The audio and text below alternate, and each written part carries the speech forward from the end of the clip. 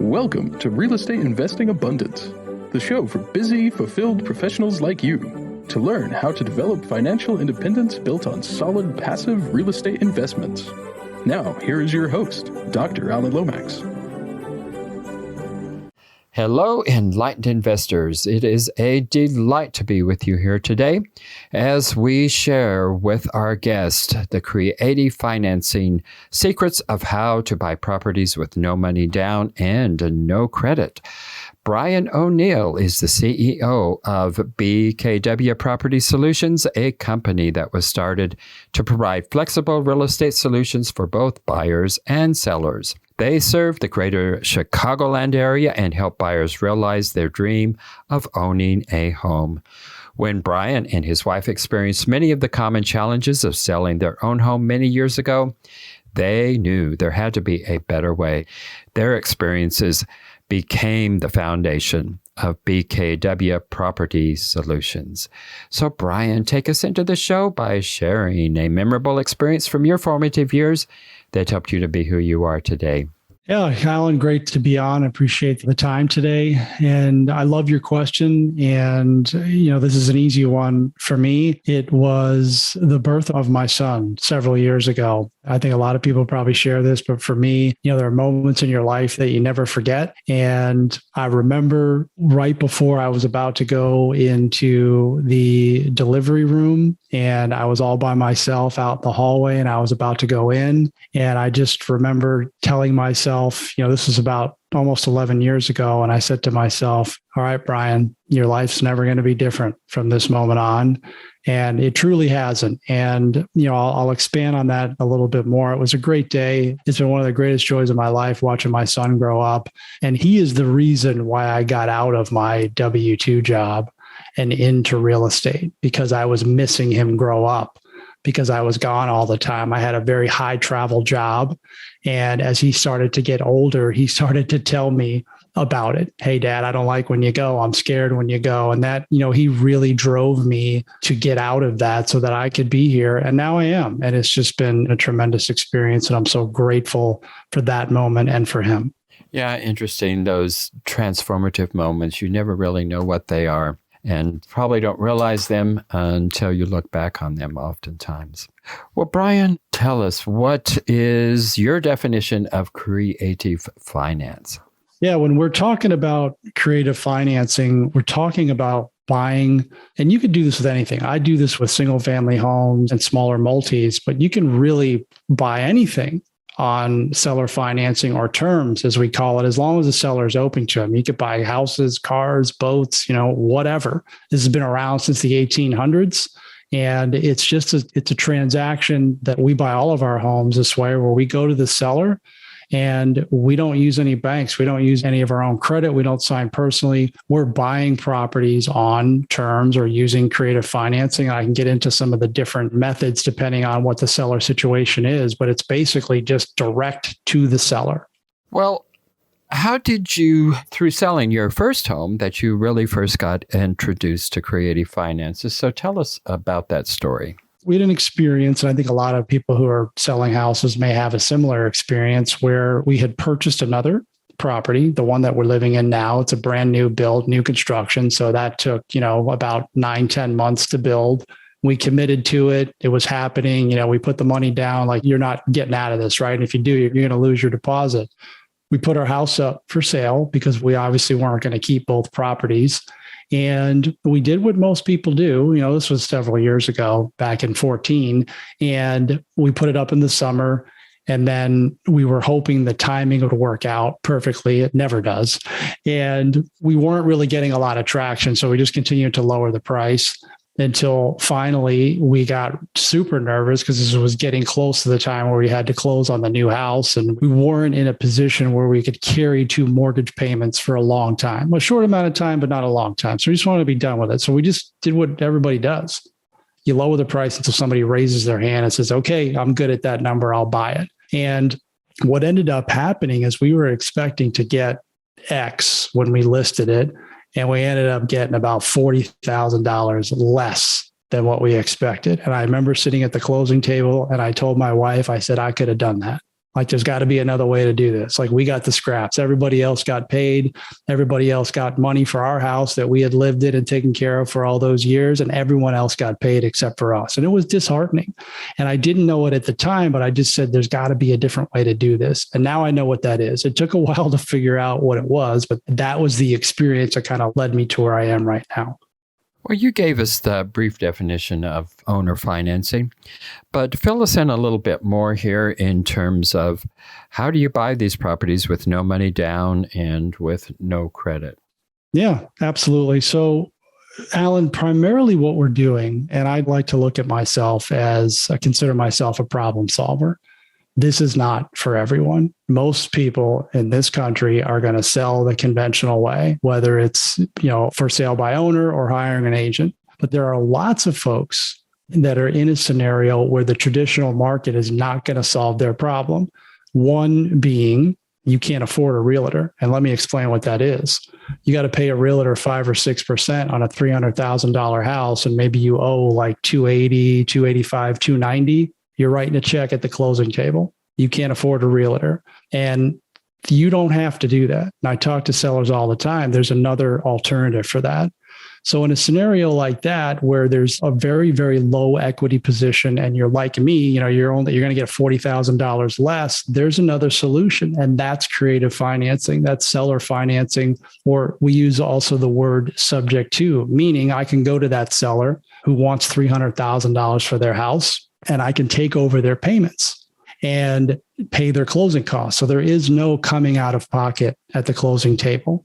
And in some cases, they might be able to even get a little bit of money. So it can go from zero to negative to a negative equity position to being able to get on with your situation. And this house is taken care of. And that's how I'm solving a problem. Like, the seller's got some pain, right? They got to move. They can't afford the house, and then they're going to have to pay money to get out of the house. I can stave that off and take control of that property, own that property, and they can move on. So it sounds like it's a benefit for the seller, and also I guess it would be a benefit for the buyer. But you said that you were the one paying the closing costs on that. So that's not quite exactly a no money down deal there. Does that happen often, or is that the exception to the rule? Well, here's the piece there too. And that is not necessarily the exception to the rule, but it's no money out of my pocket, because that closing happens when I find a buyer. So I place a buyer who needs time to obtain a bank loan, and they would essentially pay the closing costs. So it's none of my own money in terms of I'm using other people's money. So I find a buyer who is either self-employed, maybe they had a significant life event and they just need time to repair their credit. I place them in the house on a lease to own or rent to own basis, or seller financing in some cases. They put down a non-refundable deposit towards the purchase price of the home that I sell them for. So on a $300,000 house, they're putting anywhere from 5 to 10% down. So out of that 5 to 10%, I'm able to pay the closing costs and then, still create the income for my business with the rest of the money. We'll be right back after a brief announcement. Are you a busy professional, passionate about the work of your calling, yet realize that even though you love what you are doing, you're exchanging your time for money? You know that if you were to lose the ability to exchange time for money, your financial well-being will be in jeopardy. If you can relate, I have great news. Steed Tucker Capital is an investment company designed for professionals to develop financial independence built on solid passive real estate investments. Remove the anxiety of an uncertain financial future and go to steedtucker.com. Get your free one-page 10-step guide to passive real estate investing. Okay, so that is a no money down deal for you.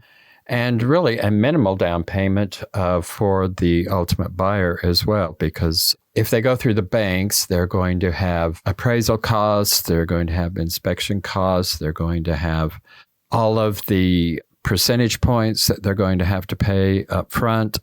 So it could be a great deal more. And then on top of that, then they're going to have anywhere from depending on what kind of mortgage they get, anywhere from a 3 to a 10 to even a 20% down payment. So it could be very beneficial for the buyer there as well, the ultimate buyer there. Yeah, loans are very costly for buyers. Very costly when you look at everything, not just the rate.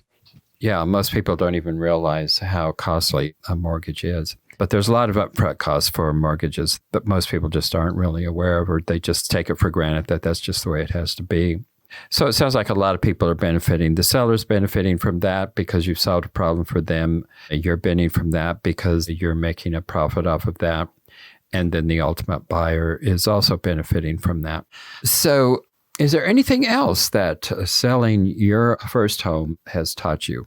Yeah, the whole process is confusing, right? And one of the things that we've done with our business, and I have a podcast as well and a YouTube channel that we dedicate to education because, it's funny, I had an attorney on my podcast a couple of weeks ago to go over a settlement statement. If you've ever looked at a settlement statement, if you purchased or bought a home, I remember the first time I looked at that and I called them up. I said, well, what does all this stuff mean? What are all these charges? Like, who's responsible? I mean, it's confusing, right? Especially if you're not used to it. And, that was something that I learned was, hey, I had this tremendous opportunity. Like, buy your home for most people in this country, or probably for most for that matter, buying your primary residence is likely going to be the biggest financial decision you'll ever make in your life for most people. And then there's the big emotional piece of that too. It's emotional, right? Especially when we're talking about money and you grew up there and your kids grew up there. I mean, it's difficult to let go of that for a lot of folks. So I learned from that experience that I needed to get educated. I was not educated. I put my trust and faith in other people. And I didn't take ownership for it. I mean, ultimately, like the 40 grand that I lost, that's my fault. It's nobody else's fault. But I don't want it to happen to other people. So that's one of the reasons that I do this, that we have this business. One of the reasons we're big on education is to inform people that, like, number one, you do not have to do what I did. And I think we're programmed to think that you do. You don't have to do that. There's other options. It may not be the best option for you, but you need to know that there are other alternatives when it comes to dealing with your house. Yeah, I mean, we're just programmed to go along and follow the major trends, which the major trends are get a 30-year mortgage from a bank and make the bank rich in the process and drain your own pocketbooks in that whole entire process there. Alan, too, it's interesting you say that, and I'm sorry to interrupt you, but you mentioned earlier, you brought up a good point about people don't know what their loan costs, right? If you ever look at the truth in lending statement, when you get your mortgage, you got to dig really deep in there, right?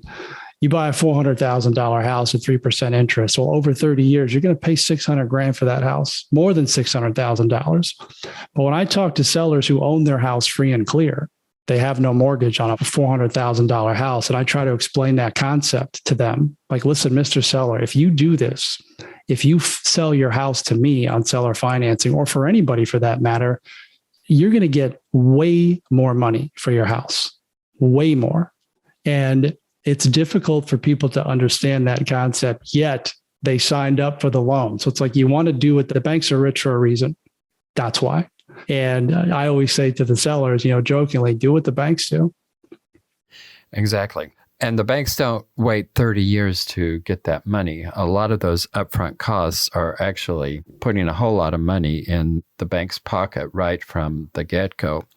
But then, of course, when you look at your interest statements, once you get your mortgage, you will realize that a fraction of your payment is going to the payoff of that home. Most of what you're paying is to interest. And you do that for the first 20 years, essentially, of a 30-year mortgage. You're totally right. Great point. Well, what is your biggest piece of advice to real estate investors? Yeah. And I made this mistake too. And I love talking to new investors. And I would say that there's a few things you need to do if you're looking to get into real estate, because there's a bunch of different ways that you create wealth in real estate.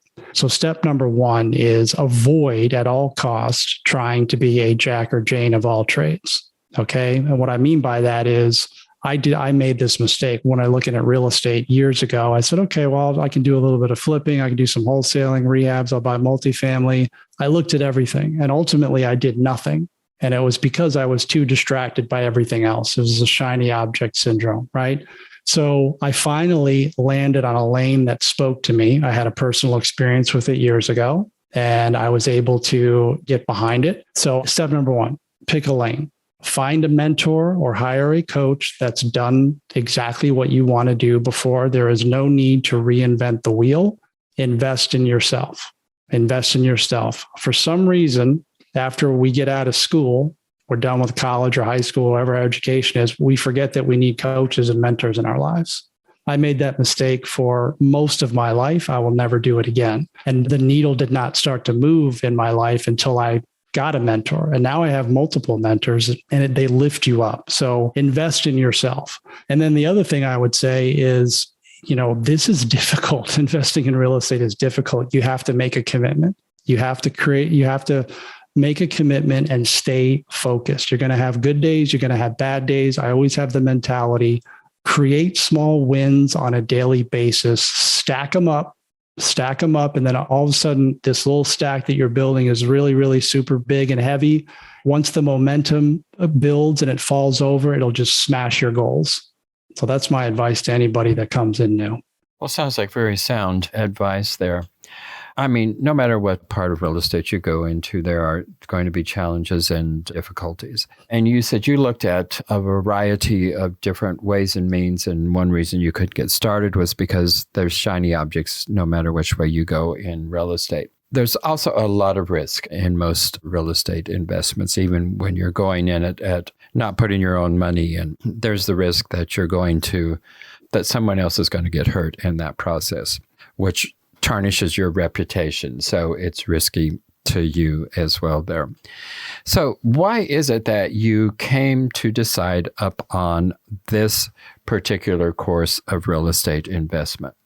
Yeah, great question, Alan. So as I alluded to before, I was looking at a bunch of different things. And what I really wanted to do when I first started looking years ago was multifamily. I love the potential returns of investing in apartments. I wanted to be an operator.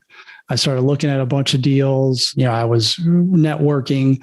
And so I go back to coaching and mentoring. I was doing this all on my own. And I never really took any serious, legitimate action in terms of getting to a closing table. It's because I was too scared. I didn't know what I was doing. I was afraid to invest my own money, fear of failure. And further, I was afraid to ask people that I knew, friends, family, coworkers, to invest alongside of me in fear of letting them down. It was all because I did not know what I was doing. And it was right around that time I was listening to a podcast where I found my current mentor. And he's talking about how he bought his commercial office building on owner financing. And I said, this is exactly what I've been looking for. And I ran right towards it. And now I'm looking at a 19-unit multi-mixed building, multi-use building that I can buy on seller financing. So that's kind of the full circle of it. You can buy anything on terms, as I mentioned, but that's why I got into this business, is because I was scared. Well, what are the biggest challenges to you in selecting this path, and what are the obstacles you've come up against they're the most daunting? Sure. So real estate, this is not going to come without challenges, right? My mentor told me once that, listen, people like to stay on their W-2s because it feels safe and secure, the paycheck, the 401k and the insurance. And he said to me, the risk is the job. You keeping the job is the risk. And it just hit me like a ton. Like, yeah, of course it is. I never knew it. We go back to programming. I was programmed to think the complete opposite. So while this is hard, it's not for the faint of heart. There's going to be challenges. It's what you do when you're faced with that adversity. And look, you're in the people business, whether you're a landlord or you're flipping houses or, whatever you're doing, you're still dealing with people, and you cannot control or predict what they're going to do. You can only focus on what you do. And that's really what I try to focus on, is to make sure that I have the systems in place in my, personally and professionally, that allow me to deal with these challenges when they come, because they're coming. If I have a challenge today and solve it, there's going to be another one tomorrow, right? And if you don't quit, you're going to get so far ahead of your competitors simply by showing up every day. Yeah, and some days it's just harder to show up than it is other days. But yes, that consistency. That's right. No matter how you feel, get up and get with it is always a good message there. Well, Brian, tell our viewers and listeners how it is they can get in touch with you and what is it you have to offer. Yeah, if you want to learn this is something I believe everyone should learn how to do, if not for the opportunity to buy your own house, with no money down, potentially. I mean, even if you can qualify for a bank loan, what if you could save the down payment? It's just a skill that I think anyone in real estate would need to learn. I'm happy to talk to anyone who wants to reach out to me. You can email me, Brian at BKW Property Solutions.com. I can give you some great resources and direction. If creative financing is the lane that speaks to you, I'm happy to have a discussion with you and get you going. Because again, it took me a very, very long time to get here. And I wish I would have known someone like me 10 years ago. Right. And that's really what I'm passionate about, is helping entrepreneurs who maybe have a similar story to me. They feel stuck in their job, or, they just can't get out of it. They don't know where to start. I can help with that. I'm happy to do it. Well, Brian, I got one last question for you here, and that is, what was one of your most difficult setbacks in life? And it may be within real estate, maybe other parts of your life, but how did you come through that time, and what did you learn from the experience? Yeah, again, I go back to family, and I think a lot of folks don't really pay much attention to their childhood. And I didn't for a very, very long time. But there was a moment that when I remember I was 8 years old, and my parents told me they were going to get divorced. Like, they announced it when I was 8 years old. I remember being so distraught over that whole situation, to the point where I was begging them not to split up. And they didn't. They stayed together until me and my sister were both out of the house. And then they announced that they said they split up, which I knew was going to happen, but they stayed together for a long time. And that definitely impacted me both negatively and positively, because again, I had witnessed how, my view of how, a family should be, how marriage should be. And it was different than what I wanted. I mean, I love my parents. I have nothing negative to say about them, but that was a situation that definitely I carried with me for a long time. And I didn't realize it until I started looking at that moment in my life and how it carried for, essentially 40 years, because, it's been 40 years since that moment. I'm 48 years old. Yeah, it is amazing what those childhood experiences do for us and how they stay with us. And they stay with us until we actually acknowledge the impact of those experiences. And we really cannot grow beyond them until we acknowledge the pain and the joy that come from those various different childhood experiences. Well, thank you, Brian, for sharing those experiences with us. Thank you for sharing your expertise. It has been a real pleasure having you with us today. Thank you, Alan. Appreciate the opportunity.